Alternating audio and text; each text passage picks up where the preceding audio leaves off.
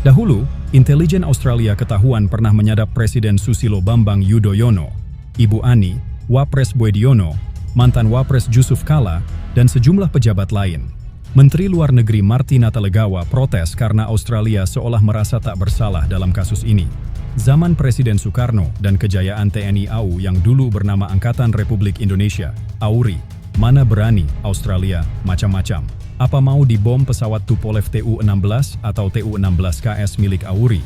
Sudah lupa rupanya mereka Australia.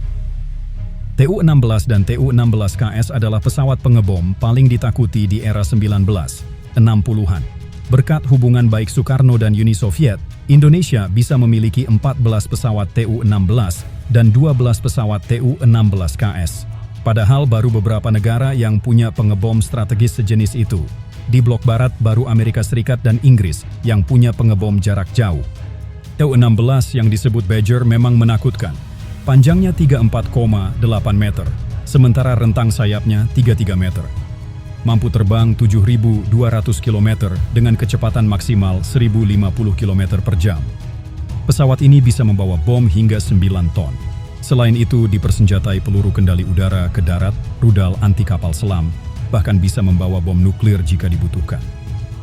Soekarno membeli pesawat canggih ini guna menghadapi Belanda dalam konfrontasi memperebutkan Irian Barat. Tak cuma Tu-16, AURI juga membeli puluhan jet serang MiG-15, MiG-17, dan MiG-19. Saat itu Indonesia dikenal sebagai negara paling kuat di bumi bagian selatan. Dengan kekuatan udara yang besar, Indonesia mempunyai bargaining position yang kuat terhadap beberapa negara besar seperti Belanda, Inggris, dan Australia. Dalam diplomasi pembebasan Irian Barat atau Trikora, begitu kuatnya Angkatan Udara Indonesia hingga mampu memaksa Belanda meninggalkan bumi cenderawasih. Demikian ditulis dalam buku Bakti TNI AU 1946-2003. Setelah Trikora berakhir, Tu-16 Badger pun pernah dipakai AURI untuk menggertak Australia. Saat itu Indonesia berkonfrontasi dengan Inggris dan Malaysia dalam Dwikora. Bagaimana kisah lengkap operasi udara yang penuh resiko ini saat Indonesia mengirim pesan senyap yang mengguncang Australia?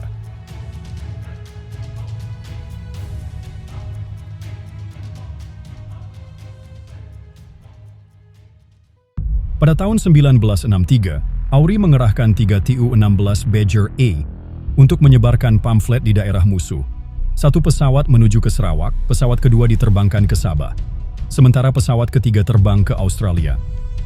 Misi penerbangan Tu-16 ke Australia dipiloti Komodor Udara Suwondo. Khusus ke Australia, AURI tidak menyebarkan pamflet. Pesawat itu membawa peralatan militer berupa parasut, alat komunikasi, dan makanan kaleng.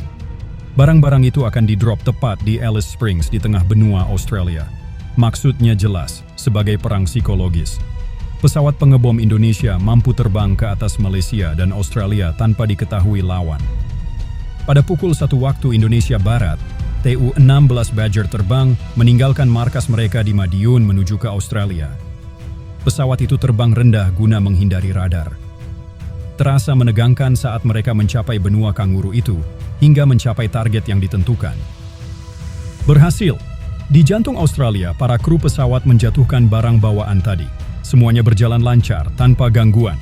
Tak ada halangan dari pesawat pemburu F-86 milik Australia atau roket-roket anti pesawat udara. Usai melaksanakan misi penerbangan, pesawat kembali ke Madiun dengan selamat. Mereka sampai pukul 8 waktu Indonesia Barat. Artinya, misi penyusupan dan pengeboman dari Madiun ke Australia dan kembali lagi ke Madiun hanya butuh waktu 8 jam. Dilaporkan, pemerintah Australia kaget setengah mati saat menemukan barang-barang yang diterjunkan dari Tu-16 milik AURI. Mereka panas dingin, tak menyangka pengebom raksasa milik Indonesia bisa gentayangan tanpa terdeteksi radar mereka. Untungnya saat itu bukan bom 9.000 kg yang dibawa AURI, tapi hanya parasut dan makanan kaleng, sekadar untuk menggertak Australia agar tak ikut latah membela Malaysia dan Inggris. Kalau saat itu perang, bisa dibayangkan kerusakan seperti apa yang akan dialami Australia. Sayangnya, kejayaan Tu-16 dan Tu-16KS dan raungan pesawat pancar gas AURI tak lama. Konflik 1965 dan politik Orde Baru membuat AURI terpinggirkan.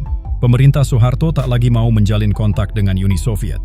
Pesawat-pesawat canggih milik Auri yang berasal dari Blok Timur pun kekurangan suku cadang. Sebagian diduga rusak karena sabotase. Tahun 1970, kekuatan Auri nyaris tak bersisa. Cerita kebanggaan pernah menggertak Malaysia dan Australia pun tinggal kenangan masa lalu. Kini, hanya sedikit orang yang tahu bahwa Indonesia pernah punya kemampuan untuk menembus jantung pertahanan Australia. Dan semua itu dilakukan dalam senyap.